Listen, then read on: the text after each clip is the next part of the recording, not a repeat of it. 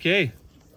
Well, I think we'll get started. We're still have a few people that'll be coming through and arriving, but that's okay. Just so everybody knows, the crop over there, we're actually going to be mowing it to be in line with the front of this. So when you leave, you can back up and come this way. We're going to mow out. Those are where our spring plots are. So we're going to be mowing all that basically to be in line with the front of the winter crop plots. So that's why we're parking over there. So we're going to mow that out. So thanks for joining us. Amazing turnout. Beautiful day. I wish we kind of ate in the field this year, actually. But the plan for today is we're going to look through all the plots, do kind of as much field stuff as we can. And then at about 11:15, we're going to head back to the Enchant Community Hall, downtown Enchant. And we're going to hear Brenda talk and about some rye markets and what's changing and happening in the rye world. And then we'll have lunch after that. So we do have snacks, coffee, all that back there.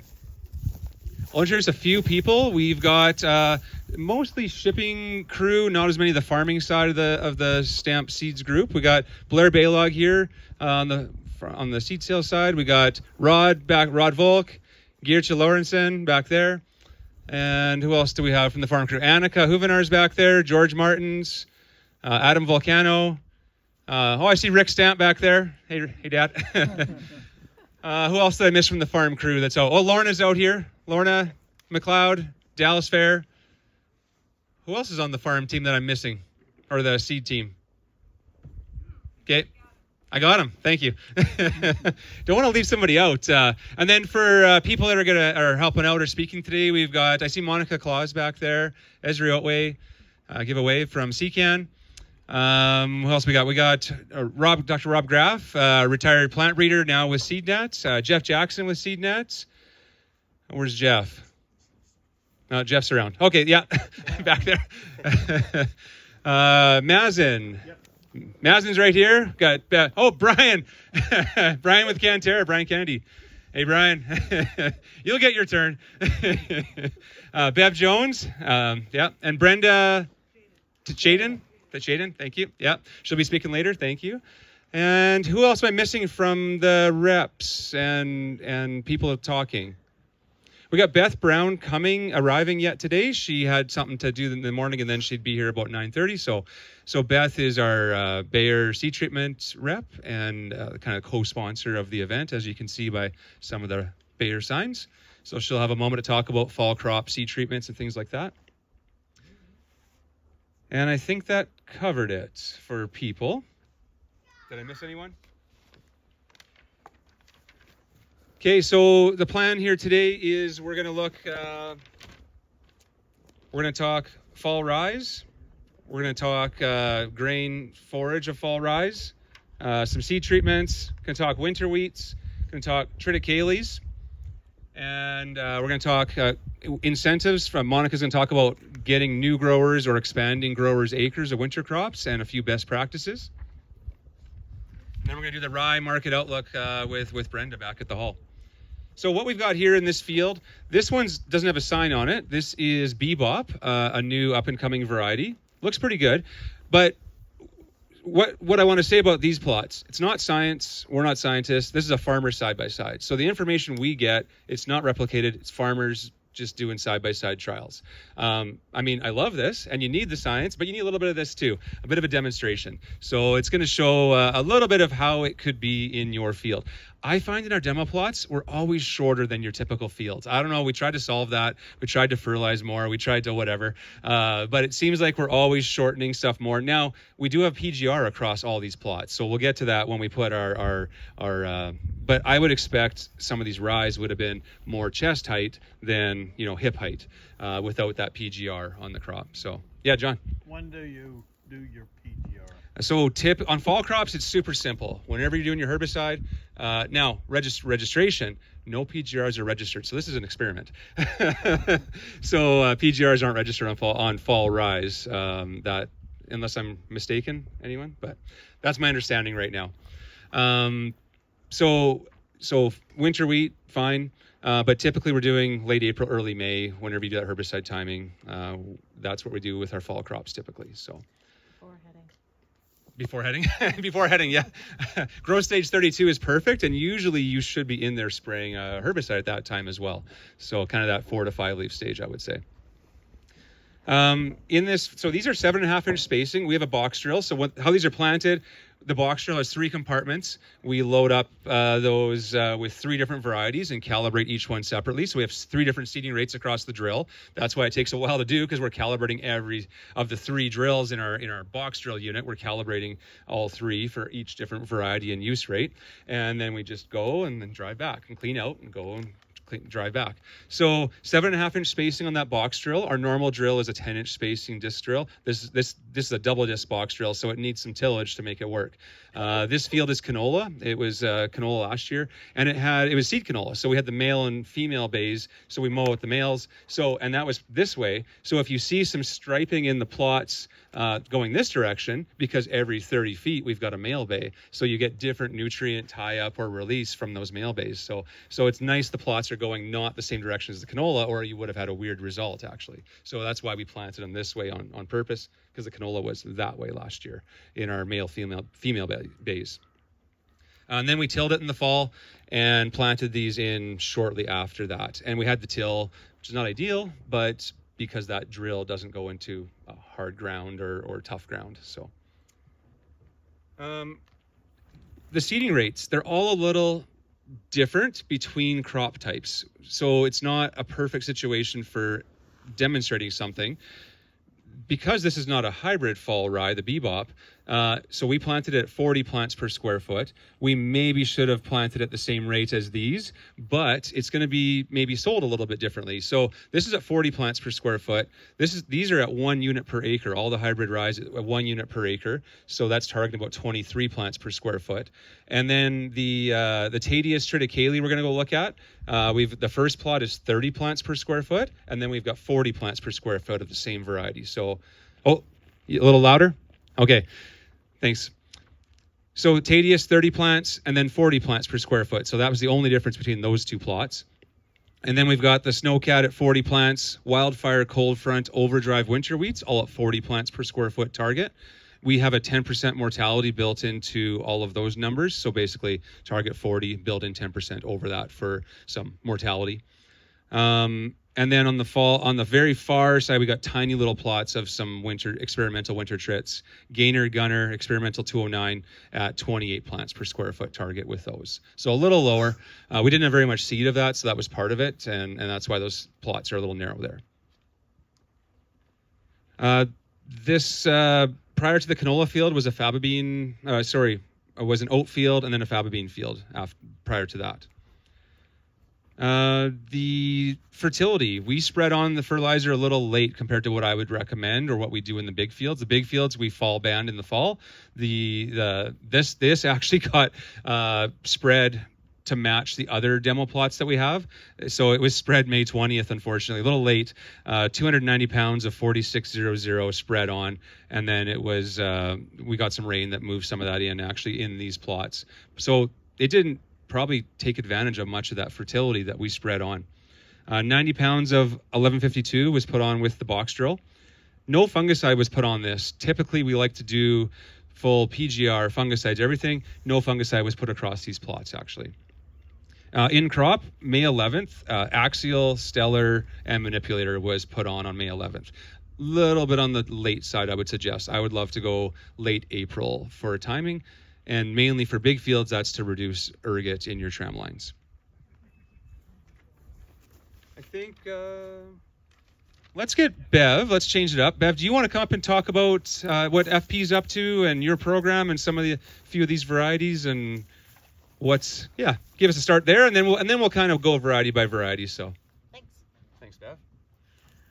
Hi, everyone. It's really nice to be out here on such a gorgeous day. I hope you can hear me all right. Just let me know. Keep it close. So I am pretty excited to be representing FP Genetics here. Some of our people are away at different events. Tour season started on us. So what we have now, FP Genetics. actually introduced hybrid fall rye about 10 years ago, and we're one of the first, and I think SeedNet was along the same time. And so together we partnered with SeedNet, and so we've got to bring a lot of experience of Western Canadian fall rye. And 2 or 3 years ago, we decided to introduce, about 5 or 6 years ago, we started doing some regional adaptation trials for some new hybrids that hadn't been tried yet.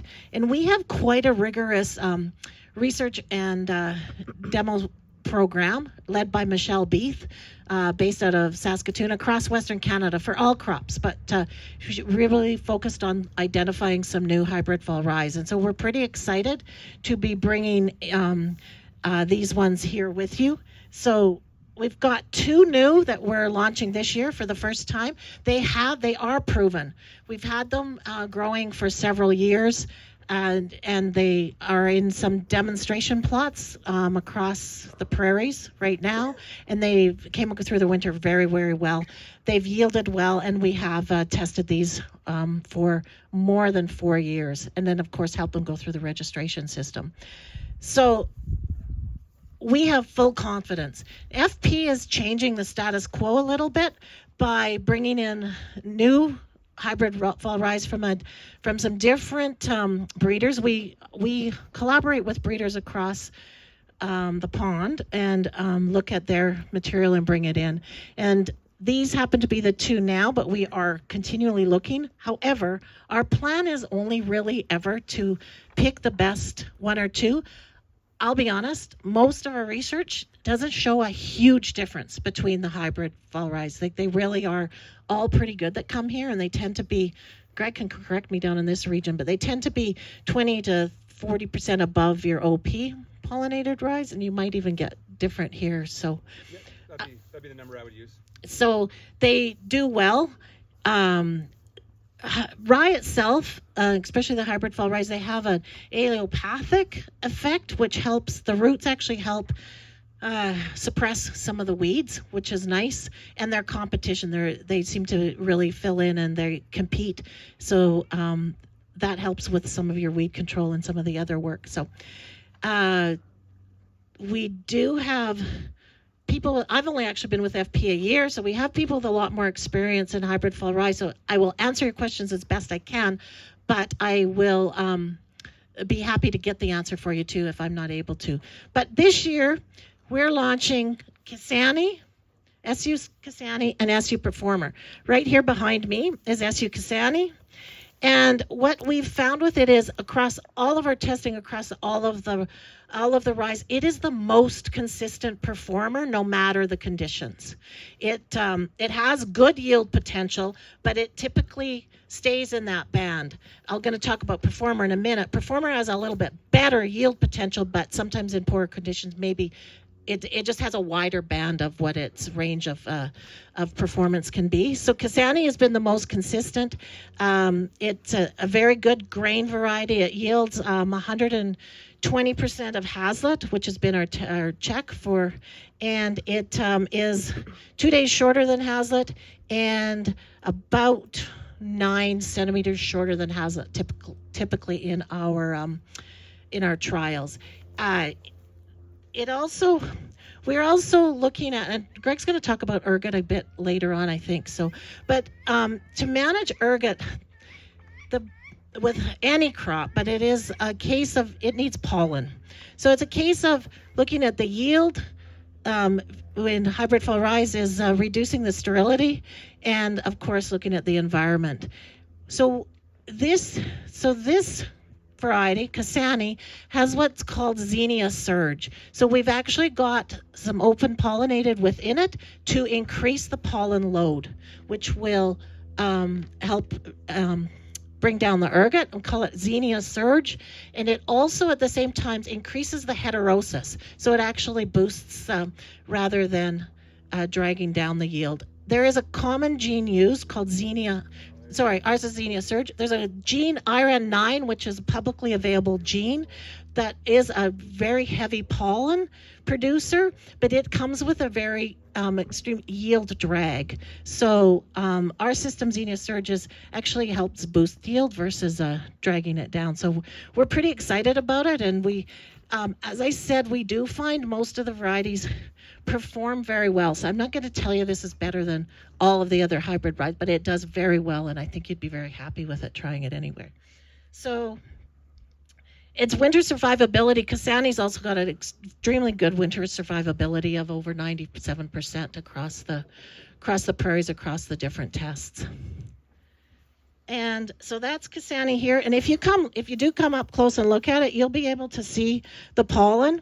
The taller ones will be some of that Xenia surge, and they're feeding down pollen into the hybrids there itself. So, is there any questions on Kasani? And then maybe I'll move. Do you want start perform? We'll hold performer. We'll get you back up for performer once we get in front of there. Okay. What percentage would have that? The Xenia surge, which is a sort of a blend, we target for 10%. But yeah, so. Did you want to talk about your cover crop, or is that not? Oh, I can talk about that too. So another big emerging market, of course, and to be honest, more so in Manitoba for us right now than Alberta, but we do have. And Brenda, you're going to hear Brenda talk about this at lunch. A big emerging crop is for true cover seed, which is a seed that our program.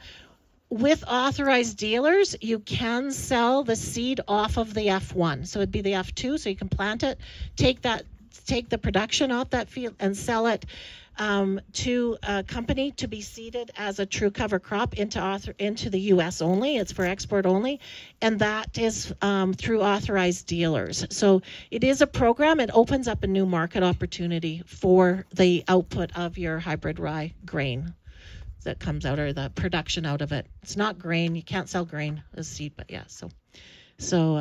And that is for export. If you're interested, contact Greg or myself, and we can find more information. We started it as a pilot project a year and a half ago in Manitoba, and it's taking off quite well, and we'll continue it. But it is. In order for the royalty protection and whatnot, we do keep it a little bit under certain circumstances and to certain buyers. So, but if you have a market for it, you can definitely talk to us, and we'll talk about that too. There are some other market opportunities, I think. So, is that enough, or did you want more? That's a good start. Okay, I'll talk about performer in a bit. Okay, thank you. I think the key thing with that cover crop program is authorized buyers in Canada for export only to the States. So that's how that's going to work. So potentially, and Alberta might not be as big of a fit as Manitoba because of our location to those markets, but there could be some side spin-offs in Alberta as well. So something to keep in mind on when we're buying it as a potential to buy some of that crop back. Yeah.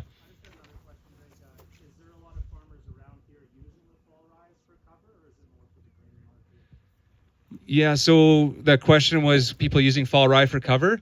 There's a little bit. I would say so of our sales, a lot for grain production to feed into the feed, milling, distilling, malting, whatever markets.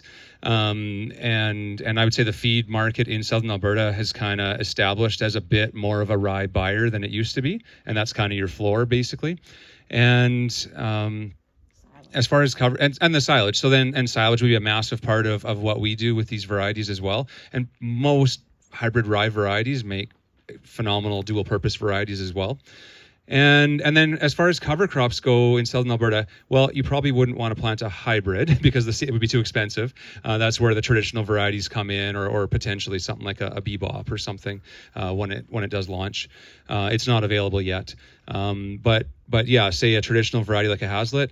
Now, we've had people do it. Say they hill a potato field, put it on, and I've heard comments of in the spring they've sped up their hilling or their power hilling by 1 mile per hour and had better quality finish. but I think that's situational. And then how do you prevent it from getting too big? And how do you keep it staying on those hills? And there's a lot of potential issues still to sort out. And as far as a cover crop ahead of, say, a canola field, if you know where you're planting your canola next year, with seed canola, you really don't know, right? Things will change big time in the seed canola. But if you have a rotation and you know what crop you're going to next, then potentially you can think about that cover crop use for sure. Yeah, and then how aggressive do you want it in the spring? The fall rye grows really fast and really aggressive in the spring. So how do you is a winter wheat better because it doesn't grow as fast in the spring? So there's those small things, right? So any other questions around that or yeah, Sam?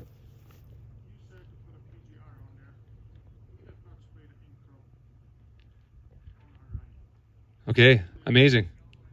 So PGRs aren't registered on rye, so keep that in mind. But and on dryland, I don't know if it's necessary. If it is necessary, man, you're gonna have a good crop. But I'm thinking your crop looks pretty good right now. But yeah, so the comment was no spraying in crop. So if you plant your fall rye early enough, if you plant it September 25th to September 5th, May 10th, you're going to get enough tillering in the fall and a big enough crop in the fall that next spring you reduce your need to spray big time. And you're physically and alleliopathically going to suppress those weeds in that crop. A lot of it's physical. The rye just moves so fast in the spring and gets ahead. But part of that is a residual herbicide. So I love putting down a glyphosate burn in the fall with that residual broadleaf herbicide, which will carry you through the fall and maybe a little bit into spring, depending on your timing. And that's going to help you reduce the need to spray in crop. So, but yeah, there's a number of our customers that are not spraying any herbicides in crop the next season on that rye. But planting timing is key. Evenness of your crop is key, and getting that crop at the right seeding depth, 3/4 of an inch, so it all comes up at the same time. So a number of things will play into not needing to do a herbicide in your crop the next year. Yeah. And rotation crop, like if you've got flushing volunteer canola coming, well, is it going to be ahead of that? So there's a few different things going on.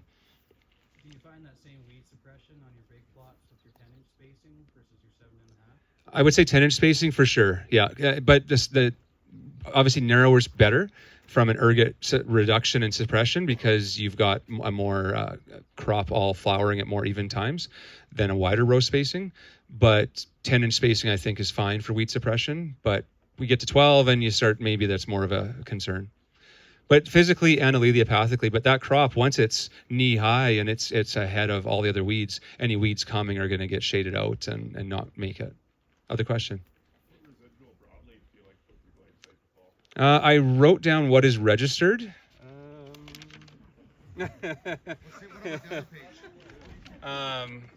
What's the one, Blair?